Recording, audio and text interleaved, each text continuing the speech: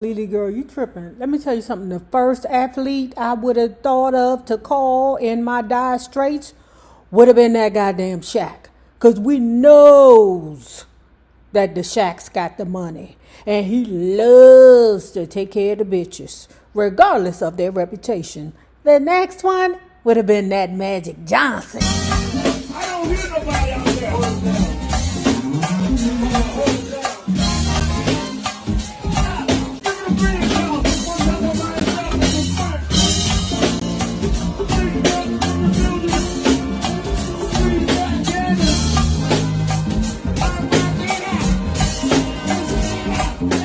Loved ones, for those of you who are paying club members, you all know what the next book is.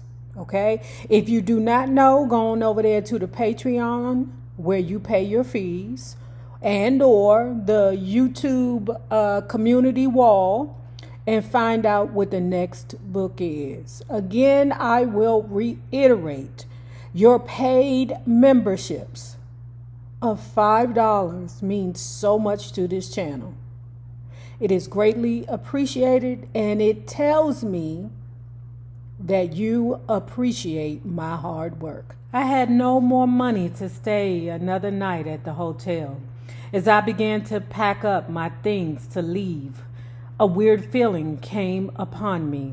I started to feel a heaviness on my body and my heart. It was the same feeling that I felt one time when I felt a dark presence crushing me as I slept. They called him night terrors. It felt as if whatever it was that was suffocating me was taking the life out of me. Suddenly I started to cry as if it was a dark cloud over my head and my thoughts were no longer my thoughts.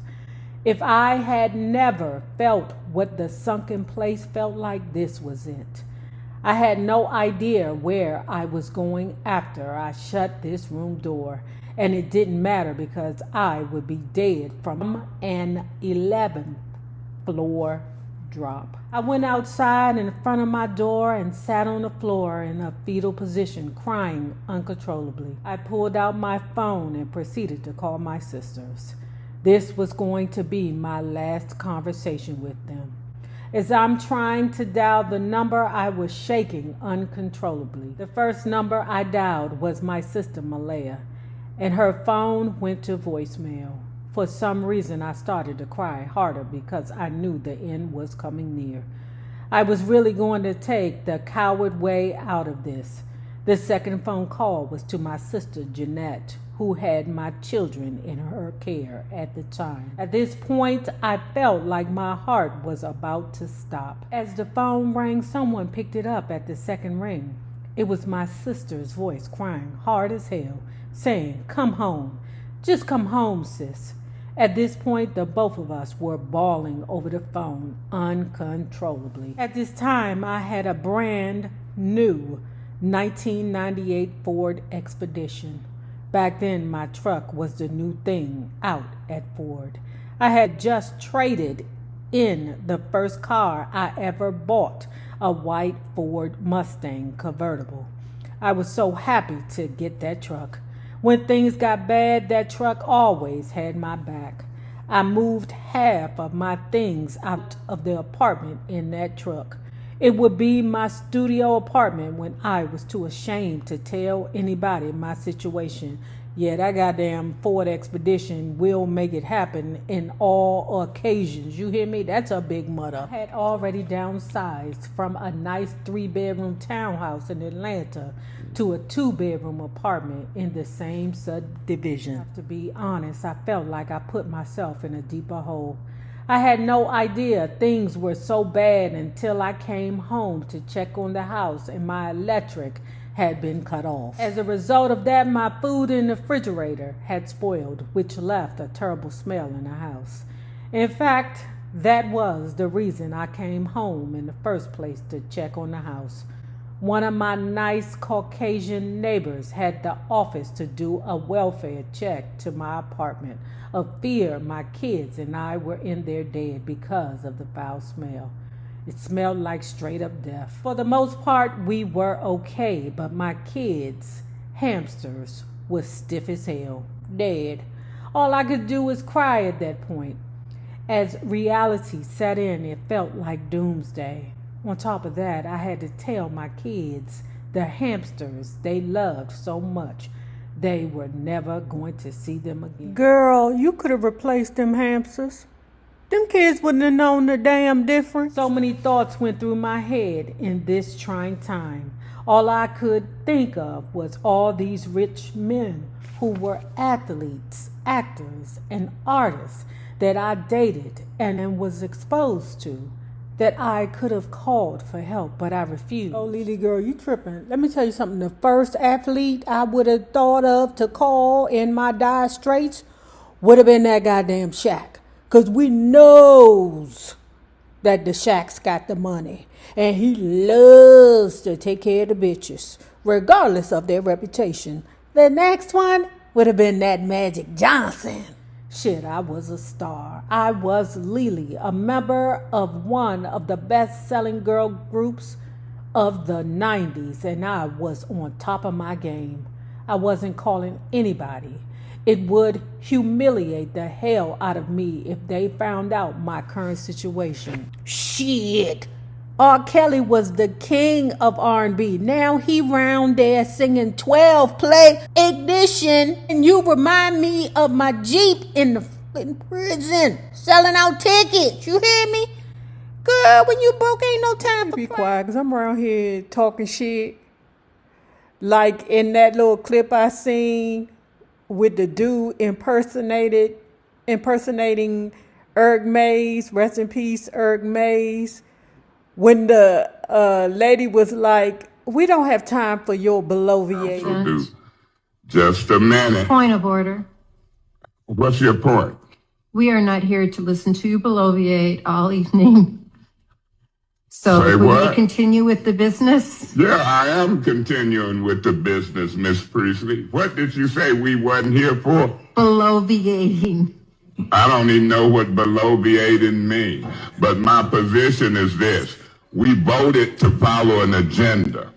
And if bloviating means following the agenda, then that's what I'm doing or not doing. So let me go to the next item on the agenda as I got the floor. And then when y'all get it, y'all can bloviate, aviate, navigate, or whatever ate. But right now, I'm talking. The council do. As for my Blue Ford Expedition, I anxiously got in my truck and drove it to the nearest Ford dealership. I originally brought the car in Atlanta, but I was staying in Pennsylvania at the time. It was there. I called the nearest Ford dealership and made an appointment as if I was trading in a vehicle. I was literally driving this car with no insurance and very little gas. But somehow I was always able to cough up a few dollars here and there. I was taking a chance on going to jail and jamming myself up worse than I was. The nearest dealership was about 30 miles away. As soon as I had enough gas to make it there, I was good. Once I arrived and proceeded to walk towards the front door, a nice, well-dressed gentleman greeted me with a hello. I said hello and asked to speak to a manager. He said, hello there, that would be me. How can I help you? I said, this may sound a little strange, and I'm not 100% comfortable with doing this, but I'm here to give you back what belongs to you. He looked at me as if I was about to tell him I was about to surprise him with a love child or something. I don't understand, he said, trying to hold back my tears. I was completely honest with him and told him that I was going through a financial hardship and I was just slowly breaking myself down, trying to keep something that didn't belong to me. I can't afford this truck, sir, and I'm tired of hiding it, I said. I explained to him how hard it was for me to do this, and he said, I understand, and asked me to come to his office. I told him I had to use the bathroom, but went out another door and never came back. It's bad enough I had to take the train back to where I was going, but I didn't want to be reminded of what just happened. LeLee girls, okay. Can you imagine being so broken spiritually that you just want to take it out on people who have no idea what you're going through? It was so unfair, but when you feel like you don't know how to wake up in the morning or how you're going to go to sleep at night, it's a game changer. I lacked self-worth, confidence, and completely lost my identity. I had anxiety attacks whenever I would see people who I felt would remember me or recognize me. When I tell you I blamed everyone for all my troubles, please believe it. As a working mother in entertainment, I sacrificed so much being away from my kids. We like to feel like we're enjoying the fruits of our labor occasionally. No one wants to work just to pay bills all the time because that's not living. But life happens, and it's always a relief to give up all the things that don't belong to you, especially if it's causing you problems. Word. That's why I say I will not have a car note that be like how all these car notes are. Like these car notes now be like 800, 1,000, 1,200. My cousin got is $2,000 a month. Oh, it's a bad motherfucker now, okay? But $2,000 a month. I would never do that. Never. It's bad enough my insurance is off the chain. They just sent me a letter talking about, oh girl, your insurance going up. How? Why? No.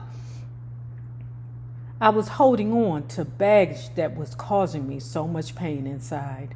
That's a lot of our issues today, especially women. Being a teenager when I started and working all the way through my young adult years, I had no knowledge of anything.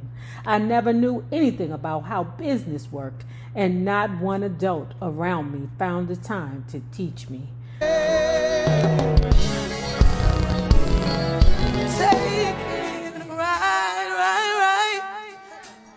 I made a left on MLK. Oh, what a beautiful day, what a beautiful day. Taking a ride on the south side. Made a left on MLK. Come on. Said take a ride on the south side. Made a left on MLK. What a beautiful day, what a beautiful day. Riding high on the west side. Looking for a ride to play.